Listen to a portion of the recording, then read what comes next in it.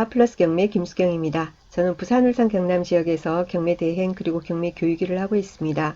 요즘은 조금 교육일이 많아져 가지고 대행할 시간이 없을 정도로 지금 교육 쪽에 좀 치중을 하고 있는 편인데 상당히 기분이 좋아요. 다들 낙찰도 잘 받으시고 그리고 가르쳐 드린 대로 명도도 잘하고 뭐 그래요. 계속해서 낙찰입니다. 낙찰입니다 하고 아침 되면은 개찰할 때 카톡 들어오고 그리고는 나중에는 뭐 명도 언제 해요? 이런 식으로 협의됐어요. 또는 나중에 뭐죠? 이제 매도합니다. 잔금 받으러 갑니다. 이런 말도 듣고요. 상당히 저부터가 기분이 굉장히 업됩니다. 항상 주위에 이런 그런 어떤 뭐라고 하나요? 긍정의 에너지라고 하나요? 그래서 받고 있어서 많이 피곤하면서도 제 목소리 요즘 좀 피곤하잖아요. 피곤하면서도 마음은 피곤하지 않아요. 너무너무 기분 좋은 나날들입니다. 오늘 제가 지금 이렇게 화면 열어놓고 있는 이 사건도 오늘 저희 교육생이 낙찰을 받았어요. 교육을 오랫동안 받은 사람입니까? 아니에요. 1대1 교육은 일주일에 한 번씩 하는데 한 번 오면 두세 시간씩 하게 되거든요. 2번 교육 받았어요. 강의는 2번 받았습니다. 첫 번째 한 번 교육받고 한 번 1차 교육받고 바로 그 다음날 임장 같이 거제도 갔다 왔고요. 그리고 그 다음 한 번 더 교육받고 그리고는 스터디 한 번, 단체 스터디 한 번 같이 하고 그리고는 입찰 들어가서 오늘 딱 받았습니다. 축하드립니다. 뭐 이제 건물주가 되셨습니다. 11월 26일 오늘 낙찰 받았고요. 어디 있는 물건입니까? 거제시 옥포동에 있는 물건입니다. 대우조선하고 가까워요. 물건은 어떤 거냐면은 상가주택입니다. 여기 근린주택이라고 돼 있죠. 근린주택이라는 게 상가주택을 말합니다. 그게 어떤 거죠? 밑에는 상가가 있고 위에는 주거용이 있고 그런 겁니다. 자, 토지 면적이 제법 큽니다. 115평이 조금 넘어요. 115평이 넘고 건물 면적이 295평이 넘어요. 1층부터 해서 6층까지 있는 건물입니다. 1층은 필로티 주차장이고요. 2층, 3층이 이제 근린 시설이고 4, 5, 6층이 주거용입니다. 한 층에 4개 호실씩에서 12개 이제 호실이 있는 그런 건물이에요. 감정가는 14억이 좀 넘어요. 14억 1600 얼마 이렇게 돼 있고요. 많이 유찰이 됐죠. 거제 경기가 안 좋다 보니까 많이 유찰이 된 겁니다. 최저가가 5억 8천입니다. 최저가 5억 8천이고요. 오늘 세 군데에서 입찰이 들어왔고요. 저희는 법인으로 입찰을 들어갔습니다. 주식회사 뭐 YSA 돼 있죠.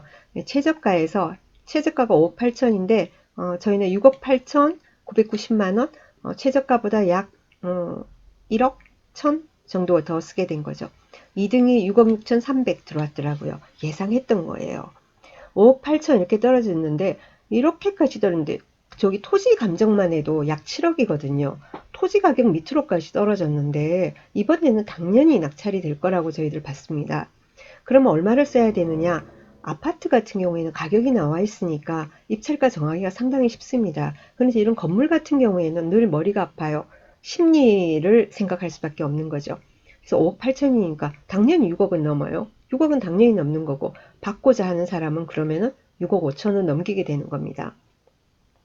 그럼 6억 5천 넘겨서 6억 5천 씁니까? 그건 아니고요. 6억 5천을 넘는다 이 말은 6억 6, 7천이 들어온다라는 얘기예요.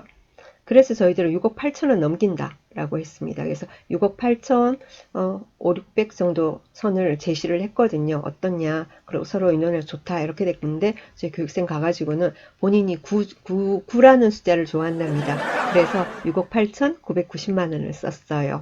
이렇게 해서 지금 낙찰이 됐습니다. 온통 지금 자랑하는 얘기만 한다, 그죠? 그러면 그 건물 구경이나 좀 합시다. 아시겠죠? 한번 구경하시죠. 사진으로 한번 보겠습니다. 이 건물이에요, 이 건물. 이 건물입니다. 루즈 빌딩이라고 되어 있는데요. 1층이 필로티 주차장, 그리고 2, 3층이 근린, 그 다음이 주거용 이렇게 되어 있다고요. 옆에는 비즈니스텔 되어 있고요. 여기 앞에 보면 모텔 보이죠? 뭐 노래 연습장도 보이고 히빈에서 가요 주점도 보이고 마사지도 보이고 뭐 그렇습니다. 맞아요. 여기 상업시설이고, 뭐, 유흥시설, 뭐, 상업지역이고, 유흥시설들이 많이 있어요. 이 골목에 쫙 있더라고요. 밤 되면 좀 반짝반짝, 낮에는 조용하고, 밤 되면 반짝반짝 하는 거리입니다. 그런데 여기 위에 주거용이 임대가 나갑니까? 생각을 달리 하셔야 돼요. 예를 들면 자녀들 키우고 이런 있지 않습니까? 애들 학교 가고 자녀가 있는 일반적인 가정 같은 경우에는 이런 게 지금 제가 불러드린 마사지, 노래 연습장, 뭐 가요주점, 모텔 이런 게 유해시설에 들어가지 않습니까? 그죠? 그러니까 안 좋겠죠. 그죠? 그런데 보통 여기 대우조선 가까이 또는 삼성 쪽이 조선, 중공업 가까이 이쪽에는 보면은 거의 다 이런 그 다가구 원룸들이 다가구 원룸, 뭐 투룸, 쓰리룸 이런 게 거의 다 회사 그 숙소로 사용이 되거든요. 뭐 하청업체 숙소라든가 다 그래요. 그렇기 때문에 일반 애들 키우고 하는 살림하는 그런 데가 아니에요. 그러니까 이런 경우에는 도리어 뭐죠? 뽀로로 내려오면은 뭐 편의점도 있고 밥집도 있고 술집도 있고 뭐 이런 노래 연습장도 있고 이런 게 더 좋은 거예요. 그리고 금방 뭐 오토바이 타고 아니면 차 타고 훅 가면은 뭡니까? 회사고 그죠? 일터가 가까이 있고 출퇴근에 시간 별로 안 걸리고 예, 그런 겁니다. 이런 게 이제 임대가 도리어 잘 나갑니다. 그래서 이 물건 같은 경우에도 공실이 별로 없어요. 관리 안 하고 있는데도 불구하고. 예. 그렇습니다. 물론 상가 부분이 지금 공실이어서 그 부분에는 예를 들면 일반 어떤 임대 유치가 잘 안 되면은 뭘 해야 되겠다라는 투자 계획은 다 세우고 저희들도 들어갔습니다. 그래서 이 건물이고 요 사진 계속 볼까요? 이렇게 주차장 해서 보이시죠? 그 다음에 그 앞에 앞길이에요. 앞길 조금 더 보이고 옆에 아까 비즈니스텔이라고 한 그 건물 있고 그죠? 그렇게 됩니다. 그리고 이런 게 이제 복도, 그죠? 복도 되는. 이건 뭐예요? 무슨 가스관 같은 게 막 보여요? 맞아요. 밑에 보면 LPG통 엄청 큰 거 있어요. 옥포 쪽은 아직 도시가스 없거든요. 옥포, 장승포 이쪽은. 그래서 이쪽은 다 LPG예요. 그렇게 돼 있습니다. 그러면 권리 분석에는 하자 없는 겁니까? 뭐 소장님 들어갔으니까 김쌤 들어갔으니까 권리 분석 잘 하고 들어갔겠지만은 구경이나 한번 합시다. 구경해요, 우리. 구경 한번 해봅시다. 그러면 권리 분석을 하기 위해서는 우리가 등기부부터 보고 말소 기준 등기부터 우리가 찾아봐야 되겠죠. 한번 찾아봅시다. 여기 보면 2010년 7월 19일 소유권 보존 이렇게 돼 있습니다. 소유권 보존하는 게 무슨 말이에요? 건물을 처음 지어서 준공해서 첫 등기를 한 거예요. 그죠? 2010년 7월 19일이에요. 지금 2019년 말이잖아요. 그러니까 이거는 만 10년이 안 된 거죠. 내년 되면은 이제 만 10년 되는 건물입니다. 방 땡땡, 최 땡땡에서 각 2분의 1 공동 소유였습니다. 처음에. 그러다가 2012년 4월 29일 날 최 땡땡 씨의 지분이 방 땡땡 씨에게로 넘어옵니다. 이제는 그러면은 박모 씨, 이분이 이제 단독 소유가 됐어요.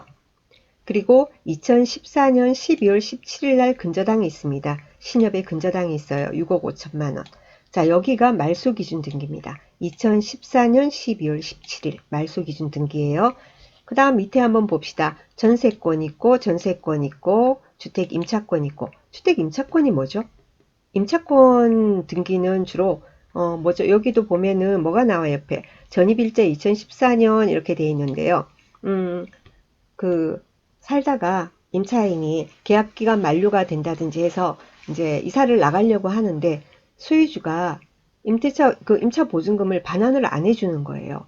근데 나는 이사는 가야 하고 그런데 그냥 이사를 가면 안 되죠. 그죠? 전세권이야 등기부에 있지만 일반 임차인 같은 경우는 전입받고 확정일자 받았더라도 등기부에 나타나는 게 아니잖아요. 그런데 뭐죠? 전입까지 빼가지고 가버리면은 대항력 자체를 상실하게 됩니다. 그런 경우에 임차권 등기라는 걸 하게 되죠. 그래서 이렇게 기재가 되는 겁니다.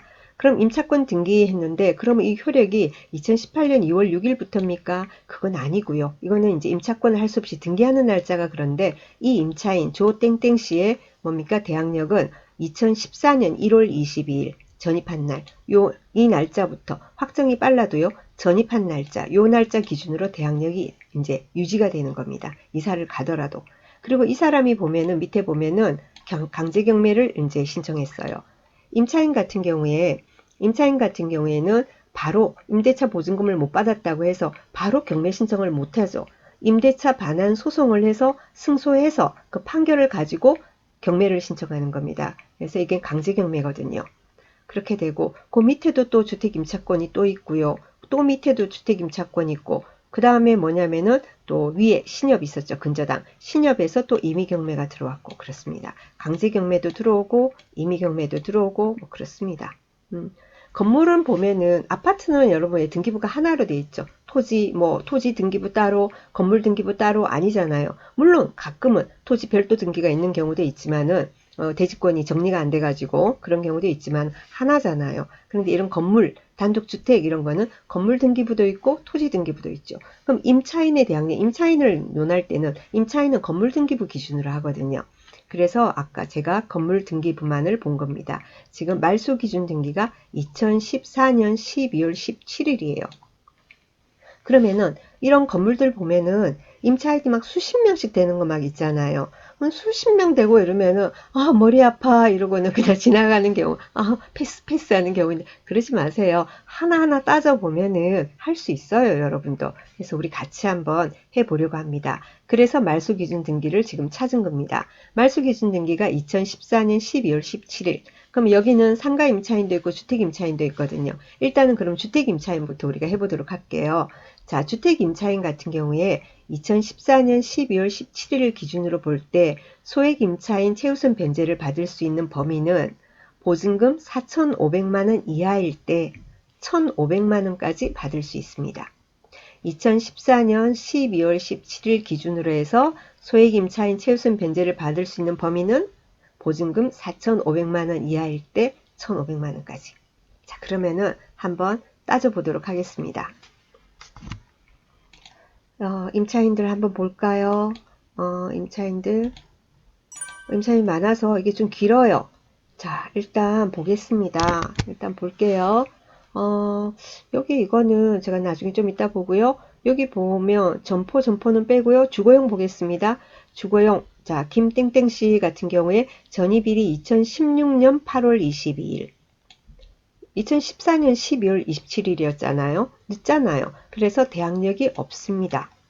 그리고 그 다음에도 보니까 2018년 6월 14일, 그리고 또 2018년 6월 14일, 2018년 5월 2일, 2016년 6월 24일, 2016년 3월 22일, 2017년 11월 16일, 2015년 8월 21일. 자, 여기까지로 쭉 볼 때 다 뭐죠? 대항력이 없어요. 그죠? 말소 기준 등기보다 늦으니까. 그렇지 않습니까? 다 대항력이 없어요. 그리고 여기 보면은 그런데 이 배당 요구일 없는 사람도 있어요.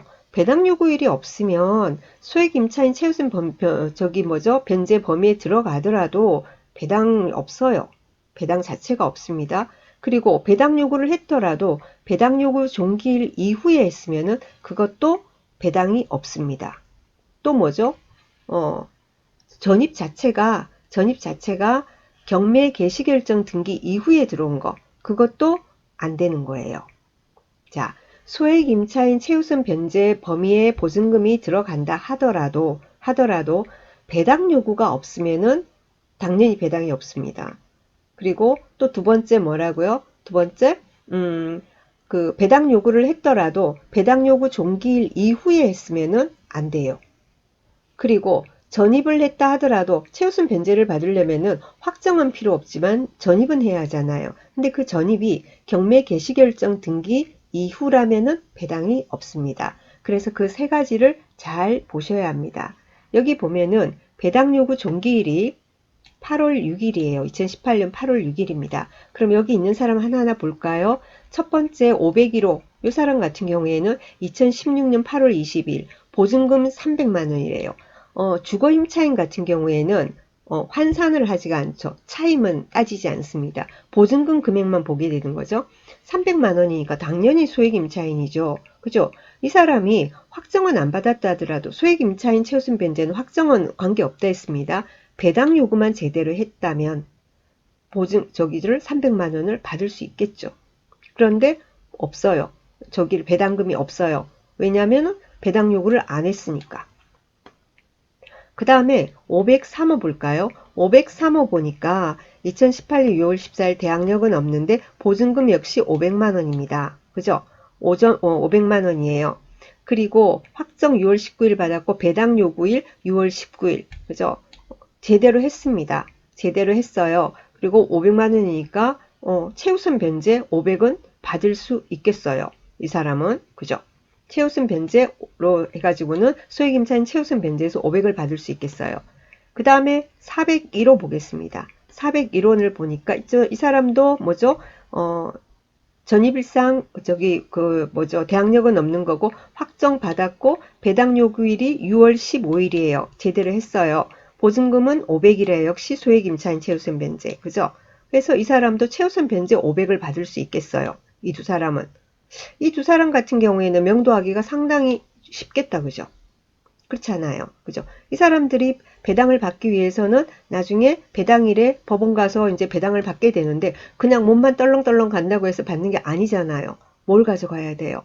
매수인으로부터 명도 확인서, 집을 비웠다는 부동산 인도 확인서, 거기에다가 매수인이 자기 인적 상수고 뭐죠? 인감도장도 꽝 찍어줍니다. 그죠? 그리고 이 인감도장이 진짜입니다. 해가지고는 인감증명서를 첨부해야 하지 않습니까? 그걸 이제 매수인으로부터 받아서, 그러니까 즉 낙찰자로부터 받아서 그걸 들고 가야 되거든요.